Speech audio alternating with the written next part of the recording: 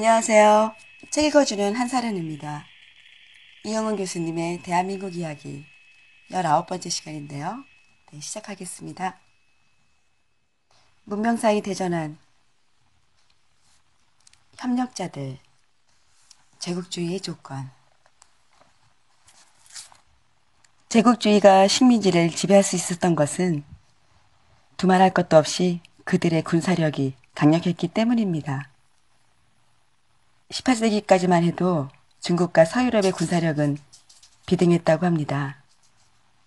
그러다가 영국을 필두로 서유럽이 여러 나라가 산업혁명을 수행하고 난 뒤 19세기부터는 사정이 완전히 달라졌지요. 동아시아에서 서유럽의 제국주의 지배 체제가 성립한 것은 필경 그 때문이었습니다. 서유럽의 무기는 막강하였습니다. 예컨대 1898년 영국군은 20정의 기관총을 가지고 불과 몇 시간 내에 1만 1000명의 수단인을 사살하였습니다. 영국군의 사상자는 불과 348명에 불과했습니다. 그렇게 제국주의의 상징은 총이었습니다. 이외에도 제국주의를 가능케 한 것으로 전신, 증기선, 철도 등을 들 수 있습니다. 이들 교통, 통신혁명으로 제국주의 군대는 신속하게 원주민의 저항을 진압할 수 있었을 뿐 아니라 식민지 지배의 경제적 수익성을 드높일 수 있었습니다. 키니네의 발견이 제국주의를 가능케 했다는 재미있는 이야기도 있지요. 유럽인들이 열대지역에 진출할 수 있었던 것은 말라리아로부터 그들을 보호할 수 있는 키니네의 덕분이라는 겁니다. 그런데 제국주의 지배는 물리적인 것만은 아니었습니다. 실제로 일제히 조선 지배를 보더라도 총으로 상징되는 물리적인 힘이 노골적으로 동원된 것은 3.1운동 당시에 이래로 국한되지 않을까 싶습니다. 제국주의 지배는 정신적이며 문화적인 것이기도 했습니다. 제국주의는 새로운 질서였습니다. 제국주의는 진보의 화신처럼 보였습니다. 그렇게 제국주의는 자기 자신을 새로운 문명의 메신저로 선전합니다. 그리고 식민지의 많은 사람이 그러한 선전에 동의하게 됩니다. 그들은 슬슬 제국주의 협력자로 변해가지요. 그들은 그들의 협력으로 그들의 민족이 제국과 같은 선진 문명으로 발전해 갈 것으로 믿습니다. 그래서 자발적으로 협력했던 것이지요. 따지고 보면 식민지기에서 제국주의자들은 소수에 불과했습니다. 손에 총을 들고 있긴 했지만 그들은 낯선 지방에서 다수의 적대적인 원주민에 둘러싸여 두려워하였습니다. 그들이 식민지 지배가 가능하였던 것은 그들에게 우호적인 다수의 협력자가 있었기 때문이었습니다. 협력자를 더 이상 끌어낼 수 없거나 협력자들이 등을 돌릴 때 제국주의는 위기에 처합니다. 그러니까 제국주의 역사는 동시에 협력자의 역사이기도 했습니다. 식민지 조선에 거주한 일본인은 가장 많을 때 75만여 명으로서 전체 인구의 1.7% 정도였습니다. 그들은 주로 도시와 항구에 거주하였으며 내륙이라도 철도가 통하는 지역을 멀리 벗어나지 않았습니다.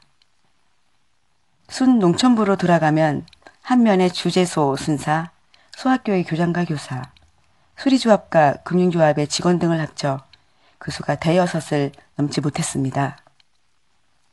그럼에도 총독부의 지배체제는 꽤 강건하게 효율적으로 작동하였습니다. 다수의 자발적인 협력자 덕분이었습니다. 이제까지 한국의 역사가들은 민족이 부끄러운 면이라 하여 이에 대해 잘 이야기하지 않았습니다만 더 이상 그럴 필요가 없습니다. 되풀이되고 있습니다만 민족만이 역사의 주체는 아니지요. 역사에 있어서 궁극의 주체는 개별인간입니다. 그렇게 역사에 대한 시선을 조정한 다음 식민지기를 살았던 인간들의 삶 자체를 중심에 놓고 역사를 풀어가야 마땅하지요. 중인 출신의 협력자들. 협력자들은 주로 전통 조선시대 신분이 억눌린 계층에서 많이 배출되었습니다. 전장에서는 경상도 예천의 어느 마을에서 을사조약 이후 상민들의 신분이 해방되어 간 예를 들었습니다만, 비록 한 이야기는 제2식 이권의 말미에 실린 편집자들이 대담 가운데에서도 나오고 있습니다. 1945년 8월 일제가 망하자 양반 마을에서는 환성이 울려 퍼졌지만 상민 마을에서는 조용했다는 겁니다. 서북인들, 곧 평안도 출신의 사람들에게서도 비슷한 이야기를 들을 수 있습니다. 조선 왕조가 망하자 평안도 사람들은 속으로 만세를 불렀다고 합니다. 조선 왕조는 평안도 사람들을 차별하였습니다. 그들에게는 과거 시험에 기회가 부여되지 않았습니다. 그렇게 집단적으로 차별받은 주민이라면 왕조의 멸망을 기뻐했을 가능성은 충분하다고 생각합니다. 협력자를 대표한 세력은 주로 아전이라는 구례의 중인 신분에서 나왔습니다. 그들은 대를 이어 9년의 행정실무를 담당한 계층이었습니다. 글을 읽고 셈을 할 줄 아는 전문적인 지식인이었지만 그들이 사회적 진출에는 엄연한 한계가 있었습니다. 그들은 양반 관료로부터 심한 차별을 받았습니다. 1876년 개항 이후 새로운 세계가 전개되자 그들은 다른 어느 계층보다 재빨리 그에 적응합니다. 원래 실무와 정보에 밝았던 그들이었지요. 그들은 상인으로 또 지주로 변신하여 경제적으로 성공하였습니다. 이후 식민지기 농촌사회는 이들 중인 출신의 신흥지주에 의해 지배되었습니다. 반면에 구례의 양반 신분으로서 시대의 변화에 성공적으로 적응한 사람은 적었습니다. 그들에게 이민족이 지배하는 식민지기는 하늘의 도가 무너진 난세와 같았습니다. 이에 전통 양방 신분의 사람들은 대개 운둔히 생활 자세를 보이거나 소극적으로 시대에 적응할 뿐이었습니다. 신흥 지주들은 대체로 그들이 사회적 성공을 가져다준 일제의 식민지 지배에 협력적이었습니다. 그들은 직접 총독부의 관료로 진출하거나 각급 협회의의 위원으로 활약하였습니다. 예컨대 1925년 전국에 군수를 지낸 250여 명의 조선인이 있었는데 그 대부분이 중인 출신이었습니다. 신흥 지주들은 대체로 그들의 자식을 일본으로 유학시켰습니다. 일본으로 간 그들의 자식은 동아시아의 새로운 중심인 일본의 신문명에 압도되면서 일제의 협력자로 키워집니다.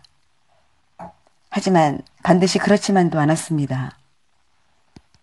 역사의 진행은 언제나 생각 이상으로 복잡하지요. 유학생들이 배우게 되는 새로운 문명의 기초 가치는 무엇입니까? 인간의 존엄성과 자유정신이지요. 그것은 곧 부당한 차별에 대한 저항이지요. 유학생들은 그렇게 민족의식을 자각하면서 민족의 장래를 계획하고 실천하는 민족적인 지식인으로 바뀝니다. 그들이 정신세계에서 협력과 저항의 경계는 분명치 않았습니다.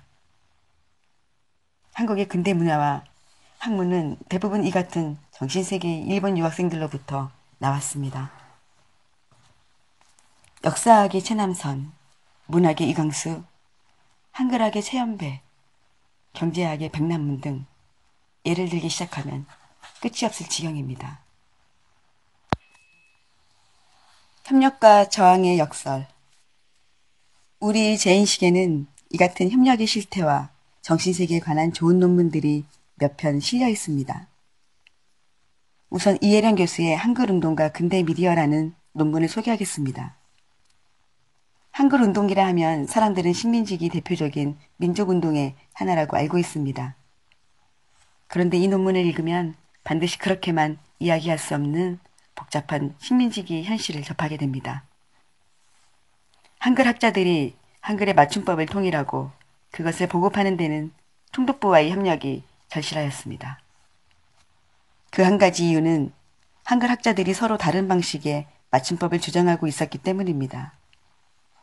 예컨대 채연배와 같이 한글파에 속한 학자들은 쌍시옷이나 니은히을과 같은 쌍받침이나 겹받침의 사용을 주장한 반면 정음파의 학자들은 그러한 복잡한 받침의 사용에 반대하면서 소리나는 대로 적을 것을 주장하였습니다.